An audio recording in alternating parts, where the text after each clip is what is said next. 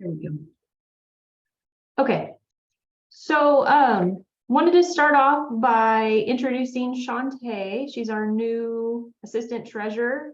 You probably think she looks familiar because she was in utility billing. So she got promoted from utility billing supervisor to the assistant treasurer position. She just got started last Thursday. So it's been kind of a getting an office situated, getting her computers situated. So I just wanted to give her a quick introduction, and then I will let her go get back to work because she has a ton of things we're working on, obviously, to catch us up. So any questions for Shantae before I release her back to work? Just a quick comment. Congratulations, and I will miss your smiling face when I go in to sign warrants. You're always so bright and cheerful. So anyway, congratulations on the promotion. Thanks, Richard. You can always pop in to say hi if you miss her. She'll just be down the hall from me now. Okay, but I try to be judicious going on the other side of that door because I appreciate how busy your staff all is. Yes, we are, especially right now, as you know. All right, well, I will let her go. Thank you. All right, so quick update. I gave you an update via email yesterday. It looks like Sarah kindly added those notes to this agenda for me. So between the three of us, meaning myself, Shantae, and our temp employee, Joe, we are striving to get the November financials out by the end of this week, wrapping them up, reviewing them, doing journal entries, and then we should be able to get everything in Excel and PDF it out to council and get it posted on the website. So that's our goal, is to get those done by the end of this week. I have a quick question, Angie. Okay, go ahead. Phone's been going off full time for quite a few weeks with all of the different postings that you guys are doing to the website. Most of them having to do with people for hire or need job postings. I don't ever remember seeing a job posting for treasurer. Did I miss something? Oh, it's because it was internal. So how our process works is we post it internally for 1 week, meaning that the clerical unit is part of Teamsters. So the clerical employees in the Teamsters bargaining unit have the first right to apply for those positions. If we don't get any applicants, or if we get an internal applicant that we don't think is qualified, we can then externally post it. So because Shantae was part of clerical, she got promoted, so it never went external. It stayed in-house. So I'm ignorant, but no disrespect. Why wouldn't you post it anyway? And possibly she would have risen to the top anyway, but why wouldn't you be looking for the most qualified person anywhere on the planet that might return a response? Because that is a violation of our bargaining agreement.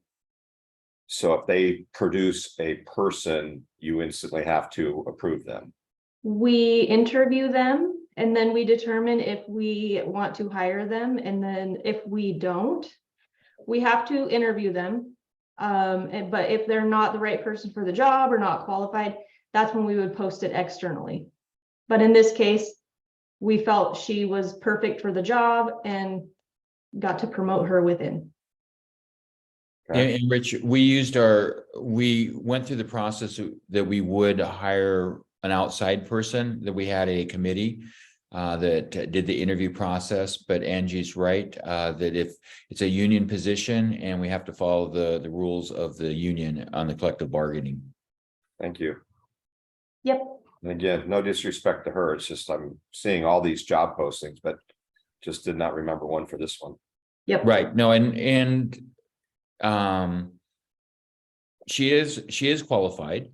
And we've had union positions that have been posted before, and then we did go outside because they didn't meet the qualifications that we were looking for with it. But we have to explain why if we didn't, what was the reason? And some of it, yeah. So So yeah, that is the thing, and I am like you, I've asked some similar type of questions, and it all usually goes back to the collective bargaining. Yeah, thanks, guys. Yep.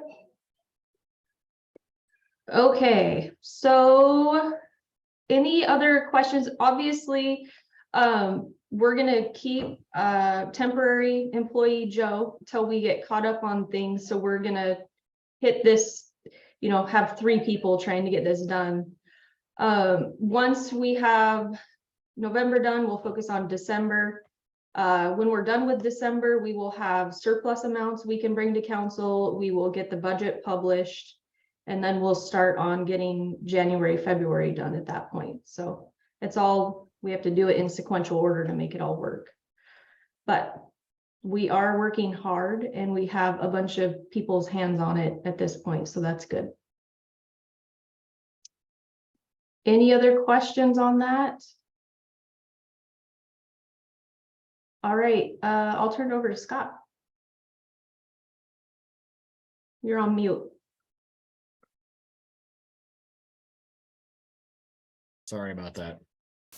I can't actually see my screen because I need to minimize it. So just give me 1 second here. All righty. And here we go. All right. So I have a number of issues to discuss, some shorter, some longer, and some we're all familiar with. First one, obviously, is the biggest issue we face in Ocean Shores, which is the golf course. And that is something that we'll be talking to council about, or with council, not talking about, but talking with council at a study session on Thursday. I'm sure everyone knows we received 3 proposals from our latest RFP. We have sort of scored them and evaluated them, and we will just kind of want to get an idea, and maybe the mayor wants to touch on this rather than me, as sort of what council's looking for at the study session. I'll sidebar that because I know the mayor had some ideas on that, but I just wanted to let the public who is interested in watching this message know that this Thursday we'll be talking about the golf course. We've got 2 kind of really strong proposals, actually. So I'm excited about it, but it will be a very different way of running the golf course than we have been doing for a great many years. But it also might make the Ocean Shores golf course over the next 3 years a much better place. So I'm optimistic about that based on some of the things that I'm seeing. Other news that everyone needs to know, annual spring cleanup is happening, and it's not happening on the voucher system. We're going back to the old way of doing it, which was always very popular. So from April 24th through the 28th, we will be from 8 o'clock in the morning till 3 in the afternoon, collecting your individual property owners. This is not for commercial dumping. The location where you drop it off is the Public Works Yard at 165 Ocean Lake Way, and signs will be posted directing traffic how to get in and get out. There's a number of rules that apply. Dumping is limited to 1 load per household. I think you said this in the council meeting, Scott. Did I? Yeah, I just want to just making sure everyone knows about it.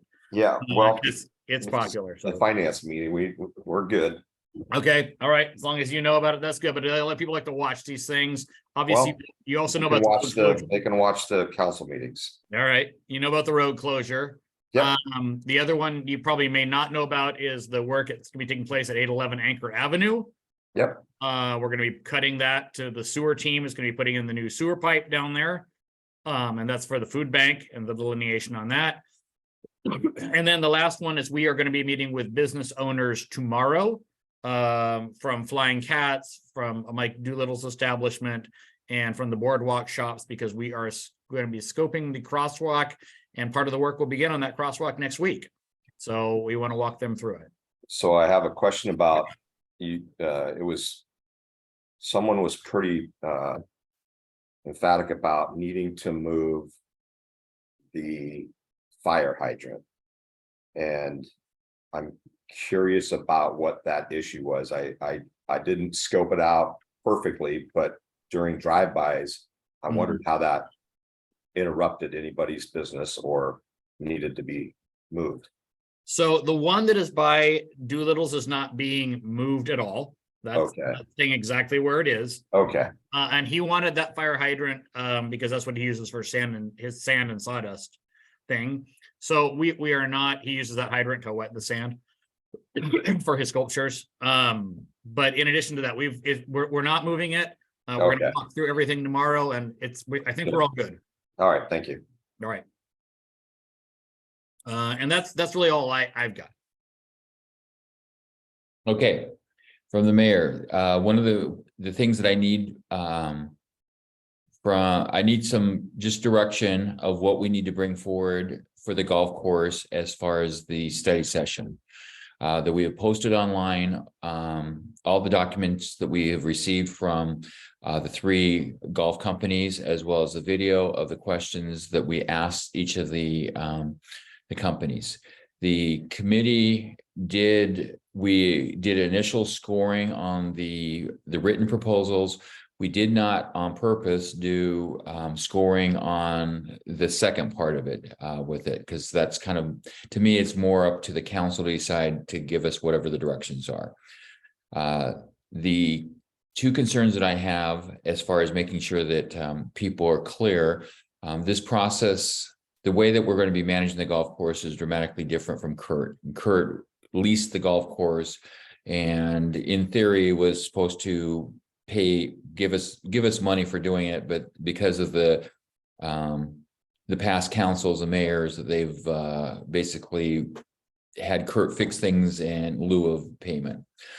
So this one would be that all revenue comes to the city, and then the management company takes their fee out, plus all other fees that are required to run the golf course.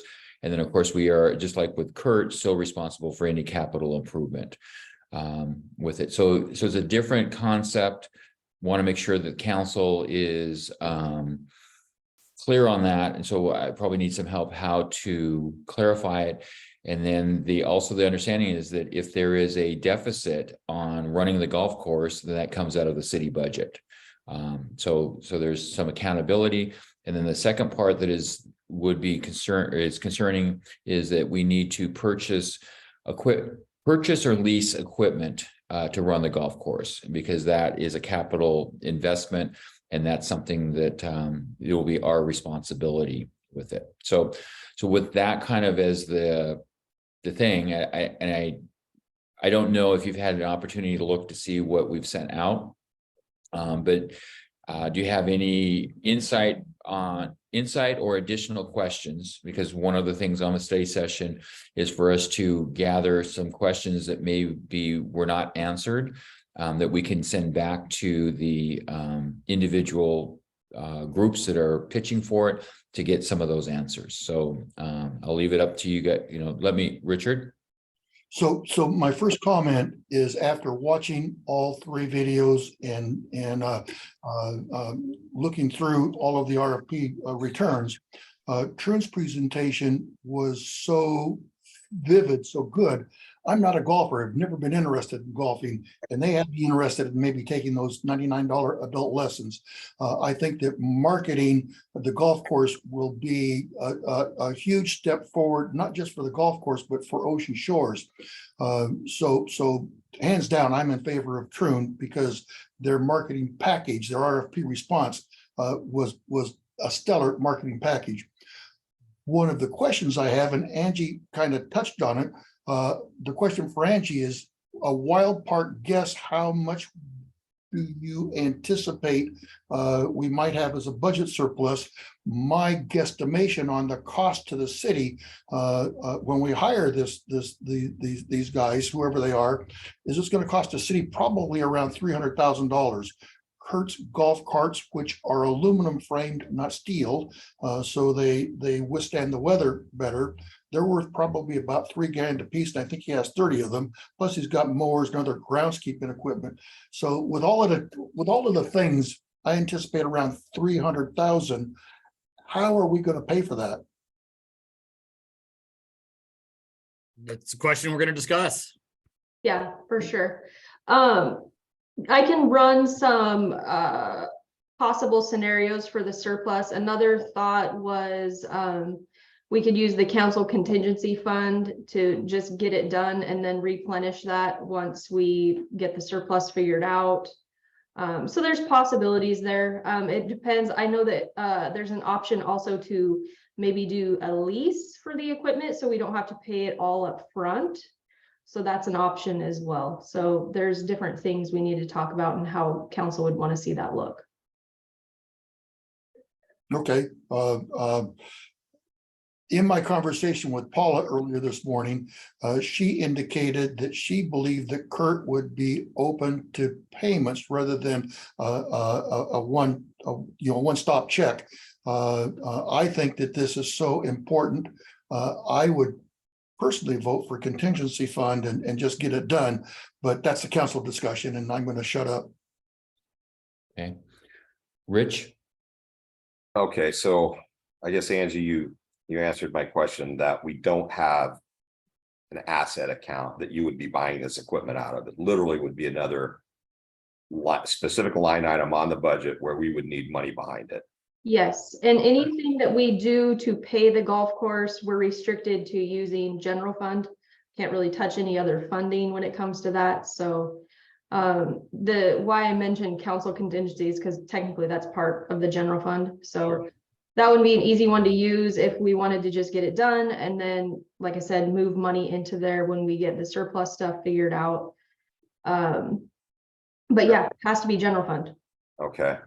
I would concur with Richard's assessment that I would think that some modest negotiating with Kurt could maybe get this to be a 5-year plan where we're taking the 300 grand and splitting it over maybe 5 years, just something to lower the impact on the budget. Yeah, and I think that's something that we could easily fit into the budget, absorb it somewhere, so. You know, the only thing that I didn't see, and I haven't gone through the budgets themselves presented. Do you see, appreciate the 300 grand. That's our guess on what Kurt possibly might want for all of the equipment and all of the inventory and such. And I appreciated Troon saying that the money he's collecting from his customers right now for annual memberships needs to be returned on a prorated basis. That's just mandatory to me. That's only fair. But if my name is Mr. Troon and I'm walking into this golf course, I really think I would be hitting you with more capital needs. Wow, this clubhouse needs new carpet and paint. Now those cart sheds need refurbishing, and I want the bunkers redone and everything.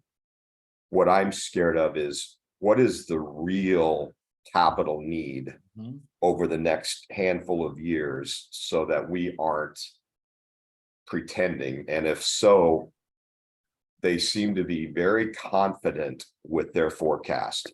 And I appreciate that. These guys are experts. And watching your video, there was no hesitancy from them about their numbers are real. If anything, they're conservative. So that being said, over 5 years, they think they're going to make what, 800,000 net after paying all expenses. But the only thing they didn't talk about was their incentive. What's their cut? And how do we, I'm guessing they need to propose something to us. Are they going to want a piece of bottom line like most people would want? But if we're going to make 800,000 net over the next 5 years and we're spending 300 grand up front, at least 500 left over. And that 500 would be what incentive should be cut out of, and where any other capital needs need to come from, not from our general fund, in my opinion. And I'd also love to see that 7,500 a month coming out of that, profit barrel. Would you be setting up a specific golf course account that would be the slush fund for all of this in and out? Yes, I'll take that one. I think the incentive was around 10%, if I remember correctly. We had the conversation, and the idea is that if they hit the base, they hit whatever the base number that they projected, then 10% over the top of whatever they outperformed. Of revenue or of net profit? Net profit. But that's negotiating. It was, we haven't even gotten to the contract part of it, but that was part of the conversation that we had. As long as it's truly net, I could be very gracious in the amount of net that I would offer them. because it's Right. net. Yeah, Just kind of pulling them exactly. on gross is what I would worry about. To speak to your question about the, how we would account for it. We have a fund set up right now. Fund 102 is actually our golf course fund. So how I envision this is exactly what you said, like all the revenue goes in there, every expense comes out of there, and whatever's left in that fund balance can be used during the budget process when they bring us their capital project plan and say, here are the capital projects. And then council ultimately gets to decide what projects we're doing, how much you want to spend. But yes, it would be its own little proprietary fund. So it's already set up that way. But yes, I would want it definitely all separate from the general fund. So, I have not looked into that account. Is there a balance in it right now? A positive balance? no, it's basic, a little bit, maybe because we're starting to get lease payments back, which we didn't get for a long time. But 15,000 maybe. I mean, that's what we get annually. John and Scott, do you, I love more government. Do you have a stomach for having a very small but up to speed group that would help oversee, like you have a hypothetical public works or something, a small committee, however you choose it, that would allow us to have someone that's very knowledgeable about the golf course and what's going on so that they can report back to council, or do you really want to try to take it on all yourself? So Rich, your wording, I agree what you're saying, but when you said the word oversee, that would be a non-starter.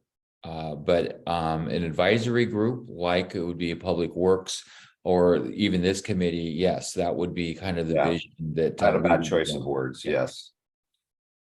So you're comfortable with that concept of what did you just say?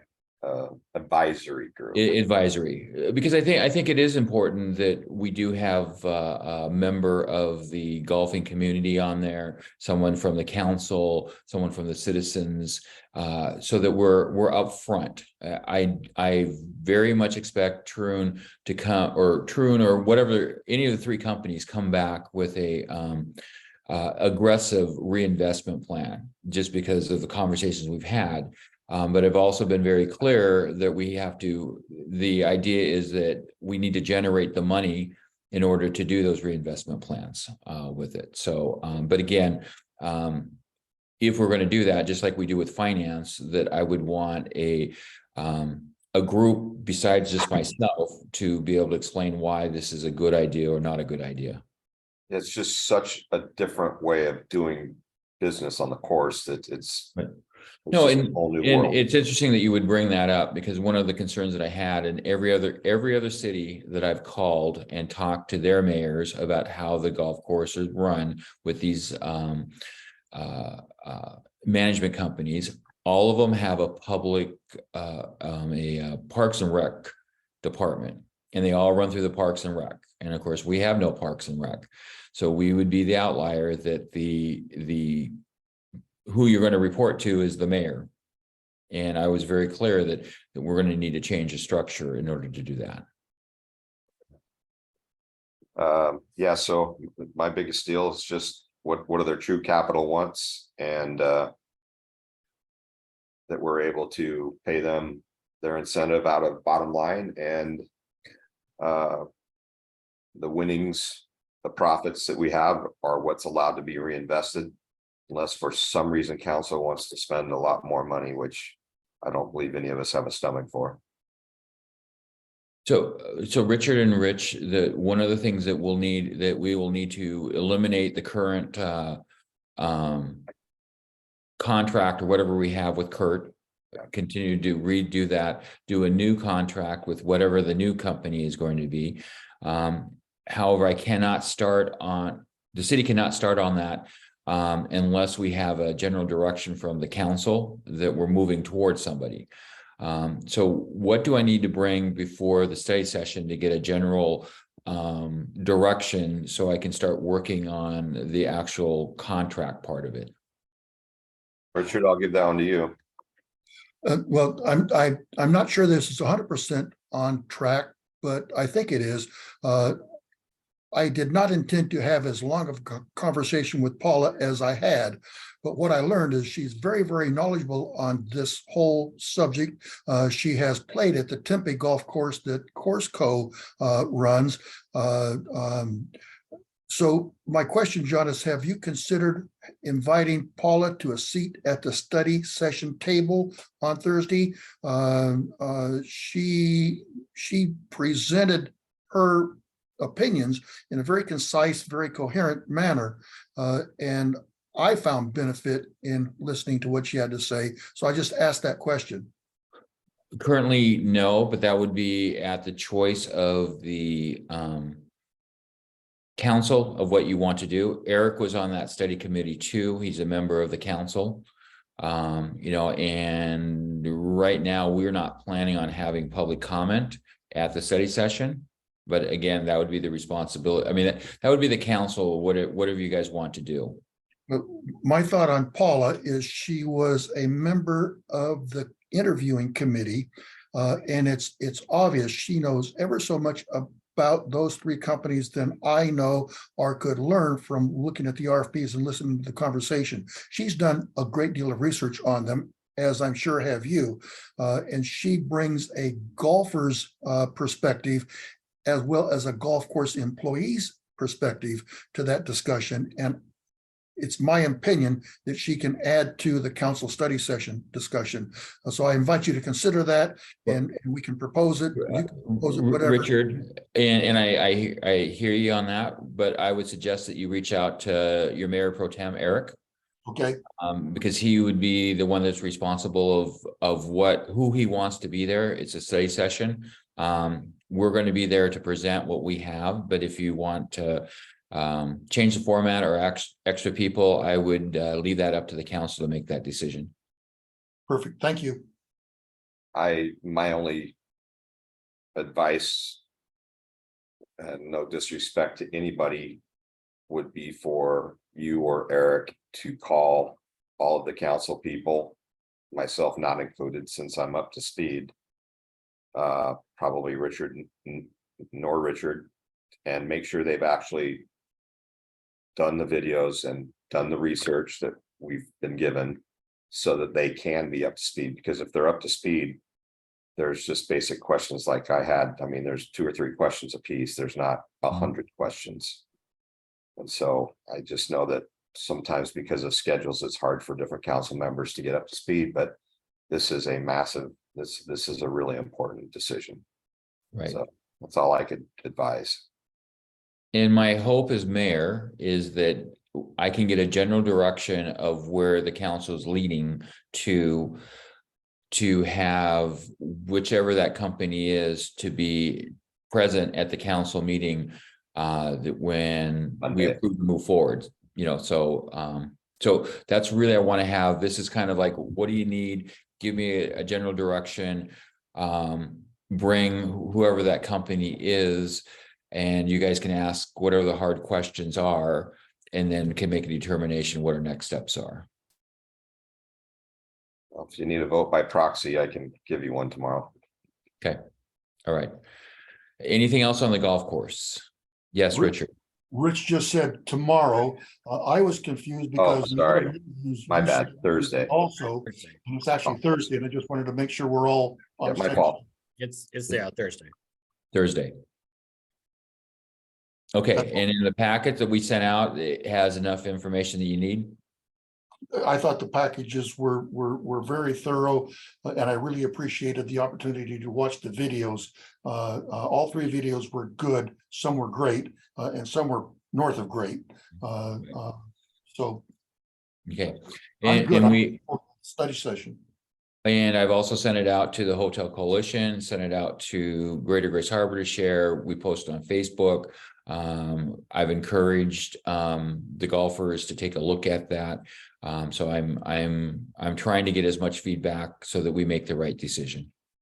So the community has had the opportunity to review the RFP responses and watch the videos. They could if they clicked on and did the links. Yep. I sent them basically the same packet that you got. Perfect. Thank you. Okay, so if we're done with the golf course, I just kind of want to again get a kind of basically thinking or what you guys would like us to do.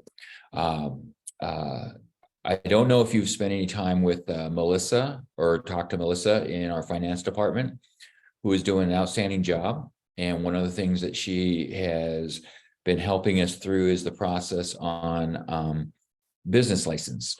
You know, that we have an issue with that because we changed the format that you no longer come to the city to get your business license, you go through the state.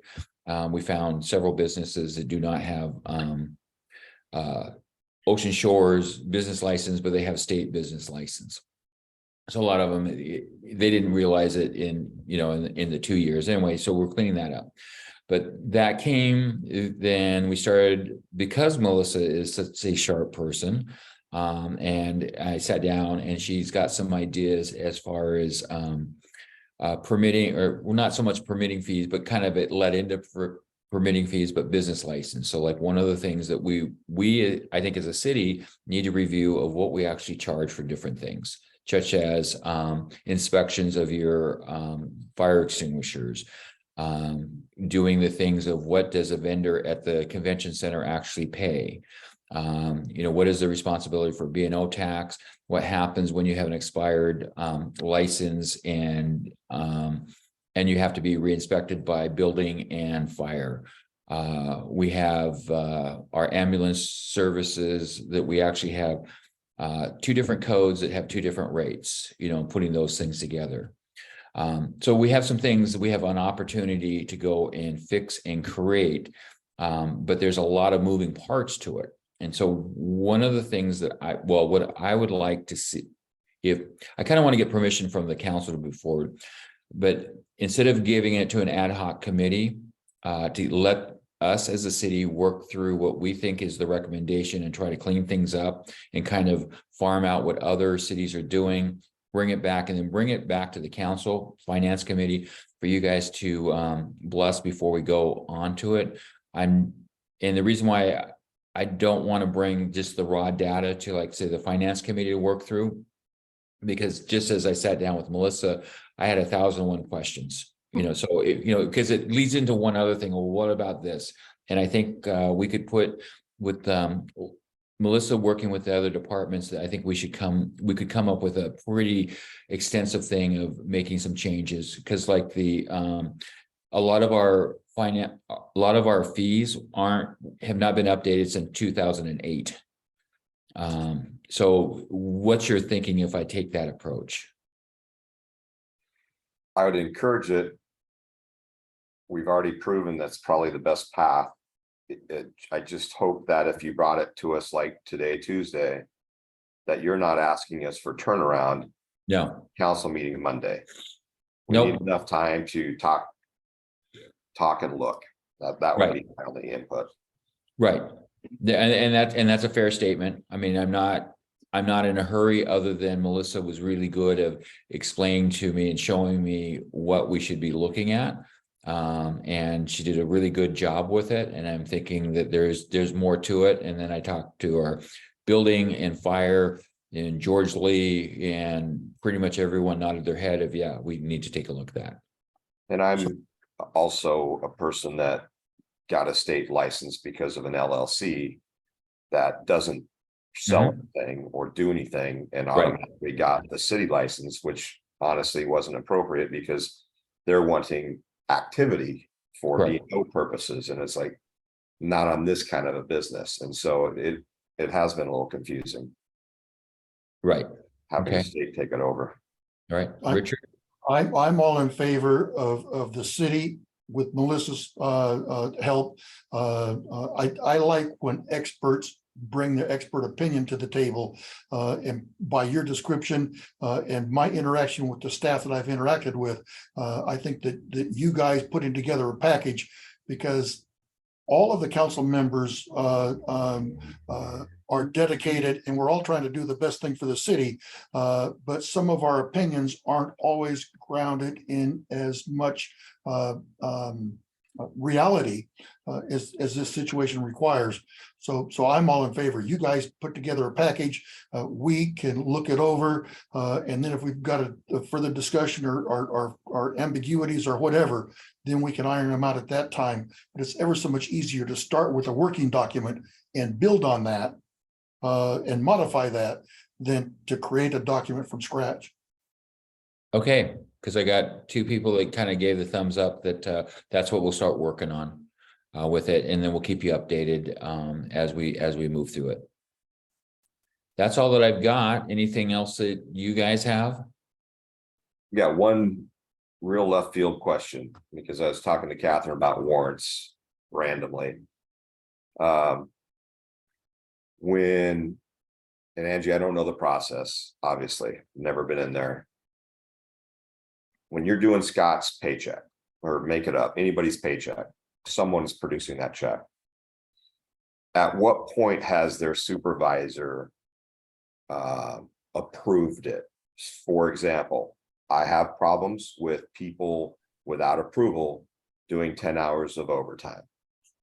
And we stopped that by having their direct supervisor having to approve every moment of overtime. But we had to change the way we did things to do it. How do we do things at the city so that someone can't take advantage of us? And because it's not on a warrant for anybody to see. No, on our new ADP system, and this was prior to, but Melissa cannot process payroll unless the supervisors have signed off on people's timesheets. So the supervisors have to go in there, sign off, approve people's time before she can even hit the button to process payroll. So it goes to the supervisors. And the supervisor gets something. Do you feel they're getting something in a format that's, I say idiot proof, that actually shows, hey, this guy or lady had 12 hours of overtime? Or is it, oh, this person got $2,000 and it's really hard to know? It's a day-by-day timesheet, so we have to enter our time every single day. So the supervisor, if they have 12 hours of overtime on the first, it shows up on the timesheet. Okay. And it's hours too, like they have to document from 8 a.m. till whatever time, so. Okay. And of course, the exempts on this call, we don't even get overtime, so it's. Understood. Understood. Okay, thank you. Richard? So, Rich, I appreciate you bringing up warrants. It's something that I wanted to and forgot. When I'm signing warrants, it would be helpful if on that business's cover sheet that it explains a little bit about what that business is doing. Last Friday, I saw a couple of examples and you were busy, so I didn't get a chance to go in and ask individually. But you know, like things from Office Depot, well, I know that's office supplies.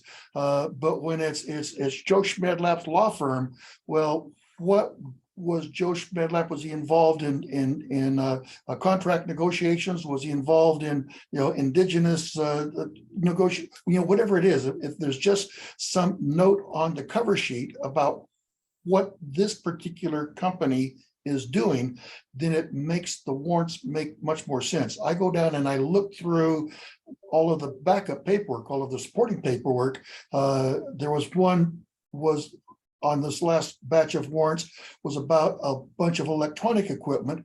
And I didn't know, is that for the new radio tower or is that for the convention center audio visual upgrade? So just some brief explanation, not a detail, just, yeah, this stuff was the radio tower support. This stuff is convention center that we've already approved.